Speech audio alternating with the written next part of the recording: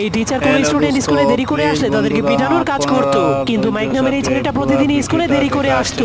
এজন্য একদিন টিচার সিদ্ধান্ত নেয় সে আর ওই ছেলেটাকে স্কুলে ঢুকতে দিবে না, যার কারণে স্কুলের বেল বাজলেই টিচার জলদি করে স্কুলের গেট বন্ধ করতে শুরু করে দেয়। কিন্তু তখনই মাইক নামের ছেলেটা একটা বাঁশ নিয়ে দৌড়াতে দৌড়াতে স্কুলের দিকে আসতে শুরু করে, যা দেখার পর টিচার মনে করে মাইক বাঁশের সাহায্যে লাফিয়ে স্কুলের মধ্যে ঢুকে যাবে, যার কারণে টিচার তাকে থামিয়ে দেওয়ার জন্য রেডি হয়ে যায়। কিন্তু এই ছেলেটা টিচারের চাইতেও চালাক ছিল, সে টিচারকে বোকা বানিয়ে আরামসে হেঁটে হেঁটে স্কুলের মধ্যে ঢুকে যায়, যার কারণে টিচারের মনটা অনেক খারাপ হয়ে যায়, কারণ তার মনে হয় মাইক প্রতিদিন শেষ সময় স্কুলে এসে তাকে অপমান করছে।